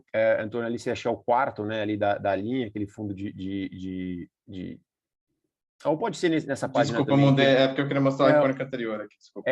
Esse, por exemplo, o Iconic, esse que é de 2017, né, que esse aqui também, por favor, se alguém tiver alguma dúvida quanto aos termos, podem ficar à vontade de perguntar, mas Vintage é o ano que a gente trouxe esse fundo, né? Então, ali vocês veem que ele já chamou 100% do capital, né? E o conceito quando a gente traz um fundo, o investidor não precisa colocar todo o dinheiro, aplicar todo o dinheiro, ele só se compromete a investir. Vou me comprometer a investir $100 mil, $1 milhão. E esses recursos vão sendo chamados à medida que o gestor vai fazendo aquisições. Pode demorar 1 ano, pode demorar 5 anos, né? Esse período de investimento.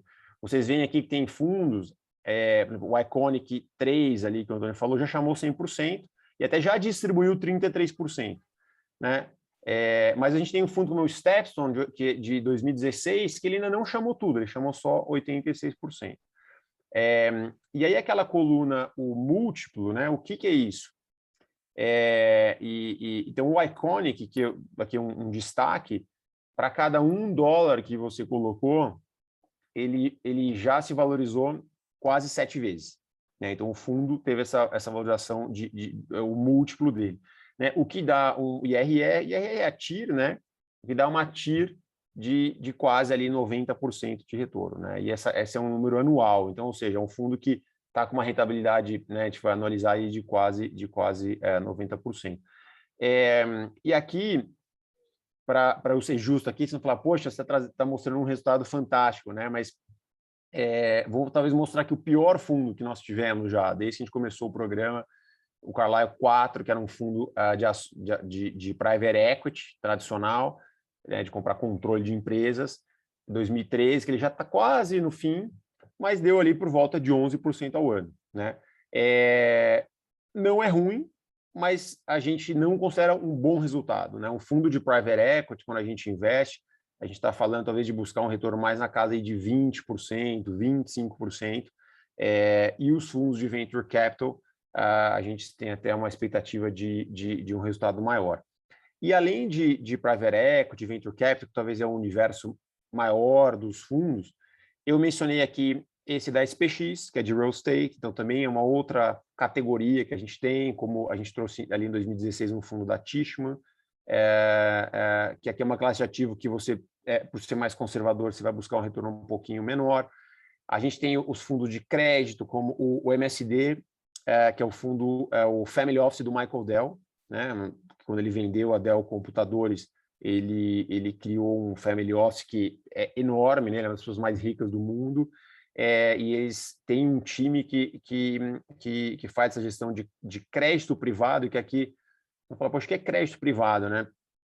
Lembrem do high yield, né? Que assim, você busca um retorno maior, então esse é um fundo que vai buscar por volta de 10% de retorno, e basicamente o que o gestor faz, ele substitui o banco, ele empresta dinheiro para empresas que eventualmente precisam de um capital mais rápido, até você ter uma aprovação no banco, eles fazem muito empréstimos pontes, e aí por isso que eles cobram mais caro e conseguem trazer um retorno maior. No Brasil então, teve o Quasar que fazia mais ou menos isso também, Daniel. Só para ser um pouco de referência local, o Quasar fazia mais ou menos esse mesmo tipo de estratégia. Exato, interessante, né? Então esse é um mercado que cresceu muito do crédito privado lá fora, principalmente depois da crise de 2008, que a regulação bancária aumentou muito, né? Então, muitas vezes as empresas não conseguem o capital de uma maneira tão rápida quanto elas gostariam, e aí esses fundos de crédito privado fazem essa ponte entre os tomadores e o banco. Então, aqui era só a ideia, dar uma ideia do que a gente tem feito, além do tradicional renda fixa e ações, né, esse universo aqui de privados que tem crescido muito. E aqui vale um outro parêntese, Antônio, depois eu já volto para você. Esses fundos, né, que muitas vezes eles exigem um investimento mínimo muito grande, $5 milhões, às vezes $1 milhão, nós temos trazido eles através de um feeder fund, né? O que é um feeder fund? É um fundo casca, onde o investidor consegue entrar com volumes menores, né? Normalmente a partir de $100 mil você consegue investir nesses fundos aqui de primeira linha, E a gente inovou esse ano, a gente criou pela primeira vez um fundo de fundos de privados, né, que é o Vintage Fund, né?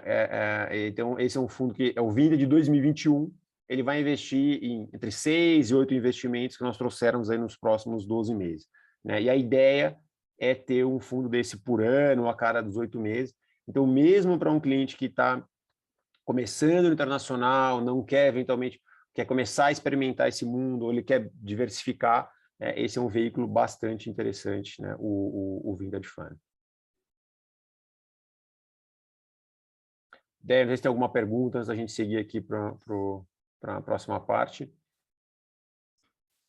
Acho que a gente pode seguir, Dani. Obrigada. Bom, gente, então, só para a gente dar o wrap-up aqui no final, tá? Basicamente é o seguinte, como é que a gente faz recomendações e alocações internacionais das carteiras, tá? Isso aqui é um mapinha de como é que, em geral, a gente recomendaria fazer a alocação dos recursos de um cliente, tá? Então, você tem aqui ativos diretos, são aqueles ativos isentos de renda fixa, que a gente põe direto na pessoa física aqui no Brasil. Tem fundo exclusivo para fazer multimercado, às vezes pode estar junto com de ações, mas se tiver mais recursos, vai ter um fundo para fazer multimercado, um fundo para fazer ações, uma parcela que a gente aloca em previdência, a melhor gestão aqui tributária e de sucessão, e uma parcela que a gente aloca em ativos internacionais. Tá? E aqui pode ser feito, se tiver com ativo fora do Brasil, pode ser feito uma carteira internacional lá fora. Se tiver com ativos aqui no Brasil, não precisa mandar o dinheiro para fora, pode comprar ativos internacionais aqui no Brasil para dar essa exposição internacional. Tá? Então, é interessante ter isso em mente. A gente consegue fazer uma alocação diversificada, interessante para a carteira, exatamente aqui está entre 10% e 40%, mas é para ter essa alocação internacional, que é mais um veículo e mais um tipo de investimento para diversificar a carteira como um todo, para que a gente tenha o melhor risco-retorno com a melhor gestão tributária possível aqui. Tá? E para lembrá-los, de novo, quanto que a gente recomenda ter no internacional, entre 12,5% e 32% de piso de alocação. A gente entende que tem que fazer mais do que isso normalmente. Por quê?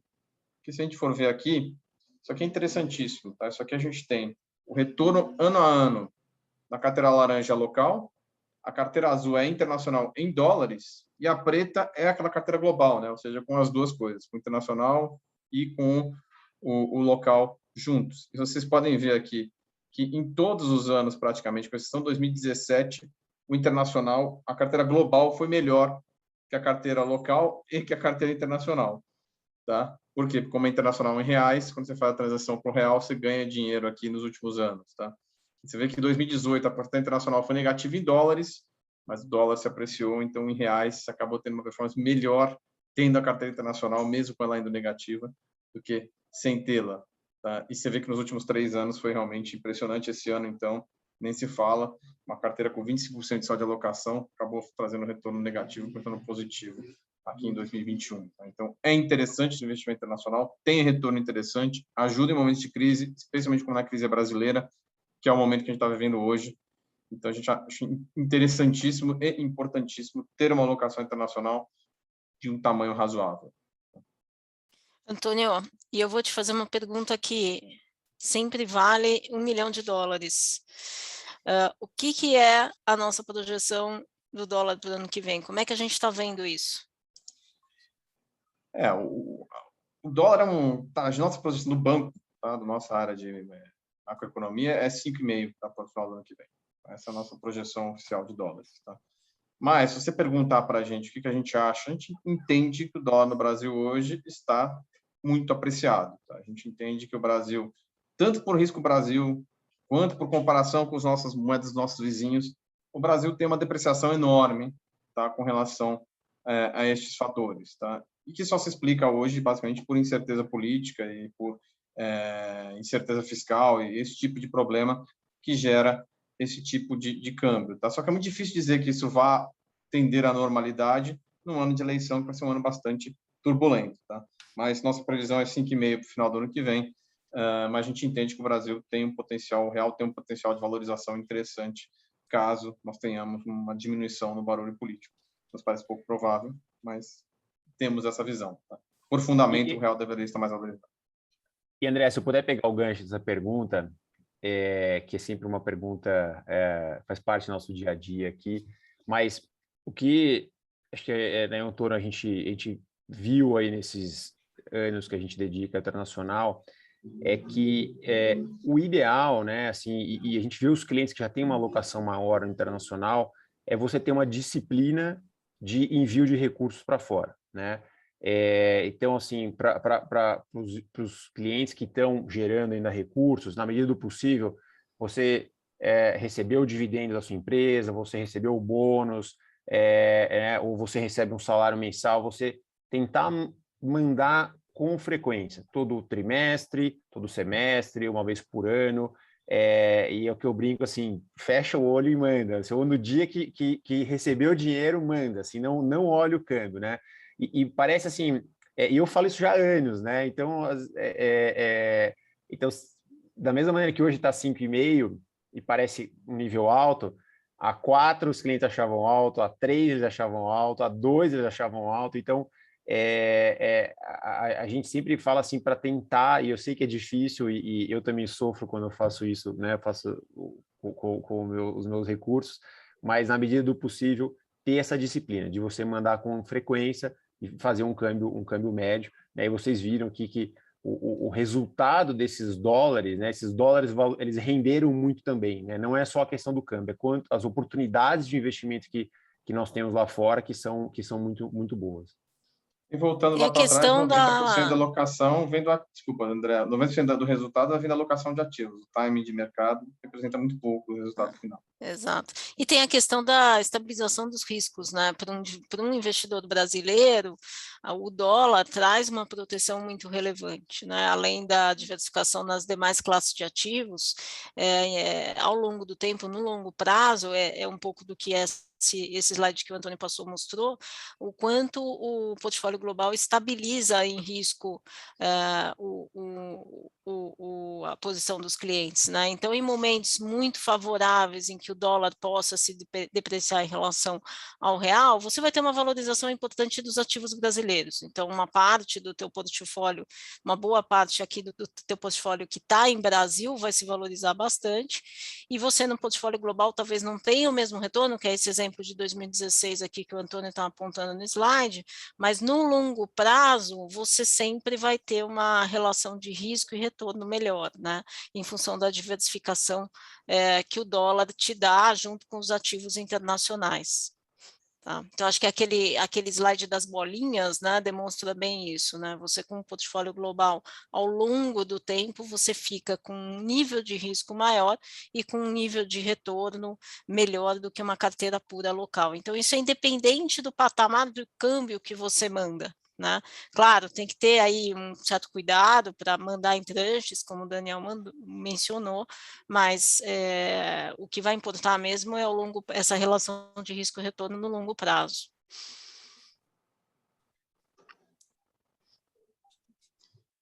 A apresentação terminou, gente. Estamos à disposição aqui para se tiver mais perguntas. Aqui, assim, só para esclarecer, a gente vai estar mandando esse conteúdo todo para vocês, para o e-mail de vocês cadastrado aqui para a palestra, tá? A gente fica à disposição também, tem algumas perguntas que podem ter passado aqui, que a gente vai direcionar para os banqueiros para que possam ser respondidas, tá? Principalmente tem algumas aqui de tributação, que são mais específicas, a gente direciona para que sejam respondidas para vocês.